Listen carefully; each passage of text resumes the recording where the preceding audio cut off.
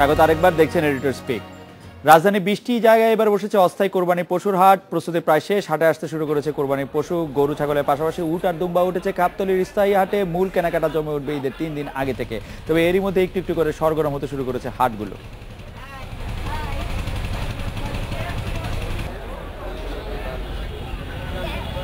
ঈদের এখনো 7 দিন বাকি। দেশের সবচেয়ে বড় পশুর হাট গাবতলীতে এরই মধ্যে এসেছে কোরবানির পশু। রাজস্থান থেকে আনা হয়েছে মরুজাহাজ খ্যাত উট, রয়েছে আরবের পশু দুম্বা। এগুলোর দামও হাঁকা হচ্ছে চড়া। দাম চাইতেছি 10 লাখ, 10.5 লাখ, মানুষ 6 লাখ, 5.5 লাখ, 7 লাখ এরকম করতে আছে। আশা করছি 8-এর উপরে বিক্রি হবে। অস্থায়ী কোরবানির পশুর হাট বসানোর প্রস্তুতি শেষ পর্যায়ে। দক্ষিণ সিটি কর্পোরেশন এলাকায় 12টি আর উত্তর সিটি কর্পোরেশন এলাকায় 8টি হাট বসছে এবার। তবে ঈদের 3 দিন আগে আনুষ্ঠানিক বেচাকেনার সরকারি শর্ত মানছে না ইজারাদাররা। এরই মধ্যে অনেক হাটে তোলা হয়েছে গরু। আগে আসার উদ্দেশ্য ভালো জায়গা নিব, ভালোভাবে বেচা কিনা করব।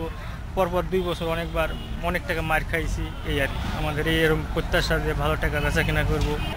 এবার ঈদের পশু ঢাকায় আনতে রাস্তাঘাটে ভোগান্তি নেই বলে জানিয়েছেন ব্যবসায়ীরা।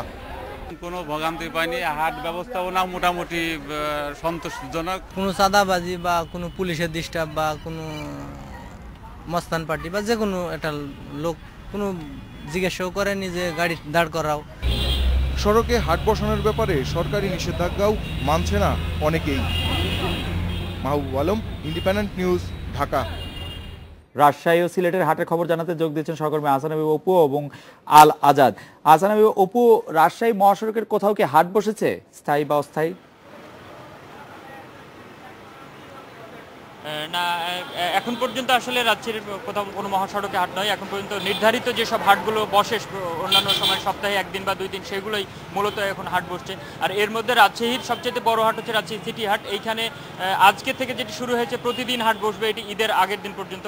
এইখানে যেটি রাজশাহী সিটি বাইপাস সড়ক, এই রাস্তাটা আসলে বন্ধ হয়ে থাকে এবং হাটের কারণে আমরা দেখেছি যে হাটের মূল যেটি জায়গা সেখান থেকে রাস্তার উপরে চলে আসে এবং প্রচুর সংখ্যক ভিড়। আজকেও আমরা হাটে গিয়ে যেটি দেখেছি, প্রচুর সংখ্যক গরু ছাগলের আমদানি হয়েছে। আর এগুলো ক্রেতা বিক্রেতা এসে আসলে প্রচণ্ড জ্যাম দেখেছি এইসব, এবং এইসব রাস্তার উপরে মানুষ এবং গরু ছাগলের কারণে আমরা দেখেছি যানবাহন চলাচলের অসুবিধা হচ্ছে। তবে ওই রাস্তাটি কিন্তু মহাসড়ক হলেও বিকল্প রাস্তা থাকায় কিন্তু বিকল্প পথে মানুষ বা যানবাহন চলাচল করছে।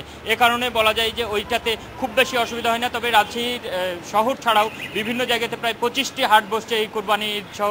কুরবানি ঈদকে সামনে রেখে সেগুলোতেও খুব ভিড় বাড়ছে, এরই মধ্যে বাড়তে শুরু করছে। তবে রাস্তার উপরে হাটের কারণে একেবারে রাস্তার উপরেই যে নির্ধারিত হাট বসছে এমনটা না, কিন্তু প্রায় সবগুলো জায়গাতে হাটের পাশ দিয়ে রাস্তা হওয়ার কারণে এক ধরনের যানজট সৃষ্টি হচ্ছে বা মানুষের ভোগান্তিও তৈরি হচ্ছে। আমি একই প্রশ্ন একটু সিলেট থেকে জানাব আলাদা আপনার কাছে জানতে চাইবো যে সিলেটের মহাসড়কের কোথাও হাট আছে বা মহাসড়কের খুব কাছাকাছি কোথাও হাট বসেছে, জানাব আলাদা?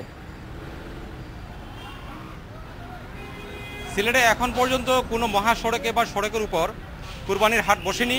আমাকে সিলেট সিটি কর্পোরেশনের প্রধান প্রকৌশলী নূর আজিজুর রহমান জানিয়েছেন যে তারা এবার কোনো রাস্তার উপরে কোনো ধরনের গরুর হাট বসাতে দেবেন না, তারা এ ব্যাপারে সিদ্ধান্ত নিয়েছেন। এছাড়া সিলেট মহানগরীতে অর্থাৎ সিলেট সিটি কর্পোরেশন নিজস্ব কোনো গরুর হাট নেই। তো সিলেট মহানগরীতে একটিমাত্র গরুর হাট আছে, যেটা সম্পূর্ণভাবে ব্যক্তি মালিকানাধীন। এই প্রতি সপ্তাহে এই হাটে গরু বেচাকেনা হয়। ঈদের সময় প্রায় সপ্তাহ ধরে এখানে বেচাকেনা চলে। ইতোমধ্যে এই হাটে গরু উঠতে শুরু করেছে, কিন্তু বেচাকেনা শুরু হয়নি। আমরা আজকেও খবর নিয়েছি গরু আসতে শুরু করেছে, কিন্তু ক্রেতা নেই। এখন পর্যন্ত ক্রেতার ভিড় লক্ষ্য করা যায়নি। এটা সিলেট মহানগরীর বাইরে অর্থাৎ পুরো জেলায় আমরা যে তথ্য পেয়েছি, যে তথ্য অনুযায়ী প্রায় 100টি গরু হাট কুরবানি হাট বসবে। এর মধ্যে 67টির অনুমোদন দেওয়া হয়েছে, বাকিগুলো অনুমোদিত নয়, অর্থাৎ অননুমোদিত। এছাড়া তবে এটাও সত্য যে এরপর সিলেট মহানগরীতে একটি ব্যক্তি মালিকানাধীন যে গরুর হাট আছে, এর বাইরেও ঈদের ঠিক পূর্ব মুহূর্তে বেশ কিছু গরুর হাট বসবে, যেগুলো সাধারণত নিয়ন্ত্রিত হয় রাজনৈতিক দলগুলোর দ্বারা।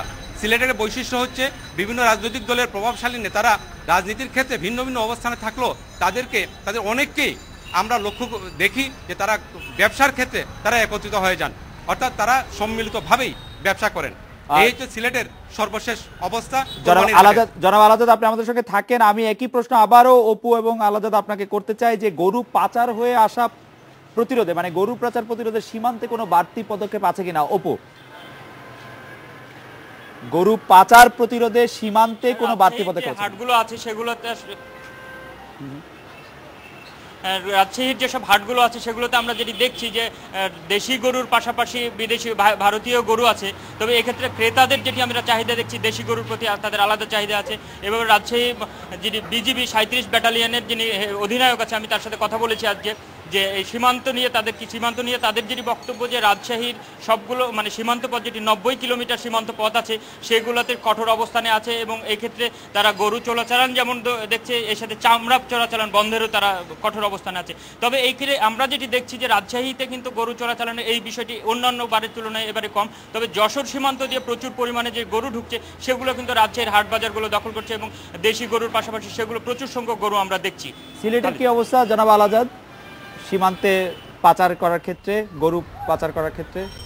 সিলেটে পাচার হয়ে গরু আসে কম, কারণ সিলেট অঞ্চল জুড়ে বাংলাদেশ এবং ভারতের মধ্যে যে সীমান্ত আছে সেই সীমান্তটা হচ্ছে পাহাড়ি এলাকা, এছাড়া বাকি অংশ হচ্ছে নদী, যে কারণে সিলেটে ভারত থেকে গরু আসার সুযোগ খুব কম। হয়তো ছিটেফুটে আসে, তবে আমরা যতদূর জানি বা যতদূর তথ্য পেয়েছি যে এই পাচার ঠেকানোর জন্য আমাদের সীমান্তরক্ষী বাহিনী যথেষ্ট প্রস্তুতি রেখেছে তাদের। আর সিলেটে মূলত গরু আসে উত্তরবঙ্গ থেকে, ভারতীয় গরু আসে, প্রচুর গরু আসে, তবে সেগুলো উত্তরবঙ্গ থেকে সিলেটে নিয়ে আসা হয়। এই হচ্ছে সিলেটের গরুর বাজারের অবস্থা। যারা আল আজাদ, আমরা কোরবানির আগে প্রত্যেক সময় শুনি যে গরু মোটাতাজাকরণ সবল রাখতে মানব দেহের জন্য ক্ষতিকর এমন অনেক ওষুধ বা খাবার গরুর দেহে মেশানো হয়। সিলেটে কি এই অবস্থাটা কিরকম, বা সিলেটে কি এই গরু কৃত্রিম উপায়ে মোটাতাজা করা গরু কি পরিমাণ আসে বা ক্রেতারা কি পরিমাণ কেনেন? জনাব আল আজাদ। যেহেতু গরু এখনো খুব বেশি আসেনি, সে কারণে এই বিষয়টা এখনো প্রকাশ্যে দেখা যাচ্ছে না, তবে থাকবে। গরু মোটাতাজাকরণ তো আছেই, মোটা গরু আমরা লক্ষ্য করি বাজারে থাকে, প্রচুর গরু থাকে। এইগুলো যে ঔষধ প্রয়োগ করে, নানা ধরনের ঔষধ প্রয়োগ করে বড় করা হয়, এটা সত্য। তো আমরা খোঁজখবর রাখছি, আমরা বাজার জমে উঠলেই হয়তো এই সম্পর্কে ভালো তথ্য দিতে পারবো। জনাব আহসান হাবিব অপু, আপনার এই পর্যন্তই। আহসান হাবিব অপুর কাছে জানতে চাইবো যে গরু মোটাতাজাকরণ নিয়ে রাজশাহীর অবস্থাটা কি? রাজশাহীতেও কি কৃত্রিম উপায়ে মোটা করা তাজা করা গরু আসে?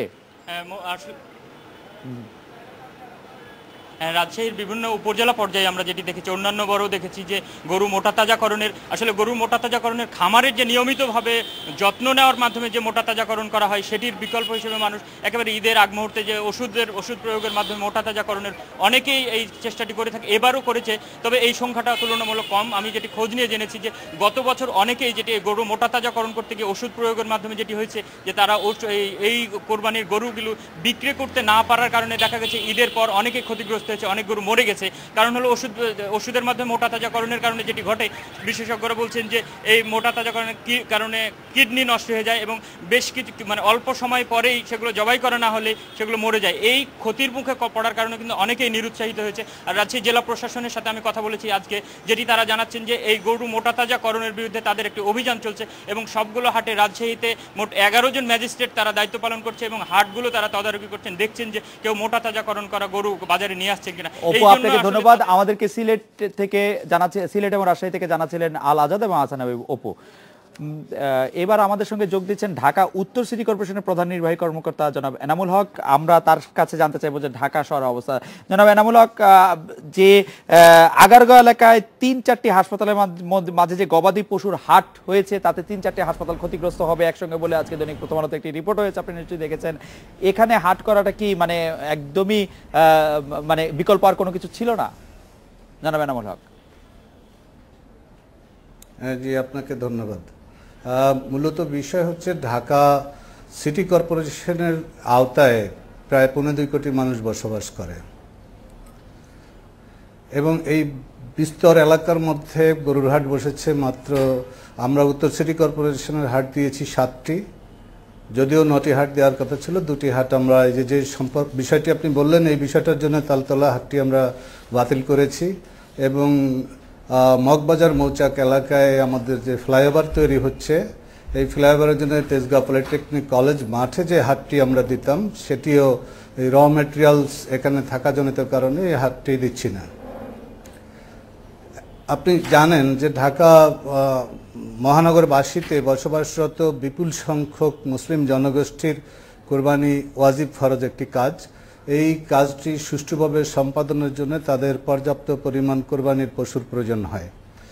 এবং একটি মাত্র হাট আমাদের গাবতলী গরুর হাট, যে হাটটি স্থায়ী হাট, এবং এই স্থায়ী হাট থেকে একটা বিপুল সংখ্যক গরু, মহিষ, ছাগল বা উট, যে কোরবানি যে পশু দিয়েই করুক না কেন, তাদের পছন্দ মতো পশুটি গাবতলী থেকে সংগ্রহ করা খুব টাফ।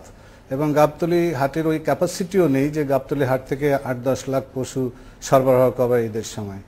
প্রতি বছরেই অস্থায়ীভাবে যে কোনো মানুষ যে এলাকায় বসবাস করে তাদের রেডিয়াস 2-3 কিলোমিটারের মধ্য থেকে তাদের একটি কোরবানির পশু পছন্দ করে বাছাই করে নিয়ে যাতে তারা নির্বিঘ্নে কোরবানি করতে পারেন, সে কারণেই আমরা এই হাটের ব্যবস্থাটি অস্থায়ীভাবে করে থাকি। আপনি জানেন যে শহরে ক্রমান্বয়ে জায়গা কমে যাচ্ছে। আমরা এই জায়গাগুলো হাট যদি না দেই, না বসাই, তাহলে একটি জনসেবা থেকে মানুষ সমস্যায় পড়ে, বঞ্চিত হয়। ধরা যাক যে আমরা হাট কোথাও দিলাম না, শহরের মধ্যে কোথাও আমরা হাট বসাচ্ছি না, কি পরিণতিটা কি হবে?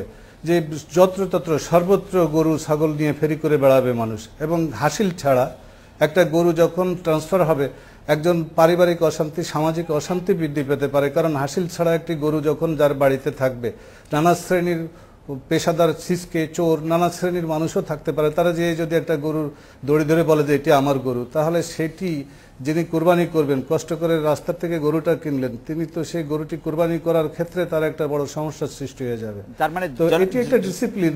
সাময়িক কয়েকদিন অসুবিধা হয়, যে জনাব এনামুল হক, তাহলে মানে সাময়িক কয়েকদিন অসুবিধা হয়। জি জনাব এনামুল হক, তাহলে মানে ওই হাসপাতালের ওইখানে গরুর হাটটি না করে আর কোনো উপায় ছিল না? মানে আমি সে কথাটাই বলতে যাচ্ছিলাম।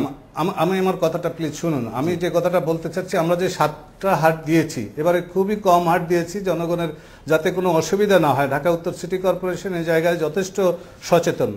এখন আমরা তালতলা এলাকায় হাট দিইনি, আমরা গাবতলীতে হাট রেখেছি, আমরা মিরপুরে হাট রেখেছি, আমরা উত্তরায় হাট রেখেছি, এবং বনশ্রীতে হাট রেখেছি, বনশ্রী না বনরূপায় হাট রেখেছি। তো এক্ষেত্রে যেহেতু আমরা তেজগাঁও পলিটেকনিক কলেজের হাটটা রাখিনি, এই বিস্তীর্ণ এলাকার মানুষ কোত্থেকে তার কোরবানির পশু সংগ্রহ করবে বলুন? আমরা দুটো হাটের একটা বাতিল করে আরেকটা রেখেছি, আগামী বছর এটিও রাখবো না, আমরা সিদ্ধান্ত নিয়েছি। জনাব ফারুক জলিল, আপনাকে ধন্যবাদ জানাচ্ছিলেন উত্তর সিটি কর্পোরেশনের প্রধান নির্বাহী কর্মকর্তা এনামুল হক। আমরা একটা বিরতি নিচ্ছি, বিরতির পর ফিরছি একটু পরের স্পিকে।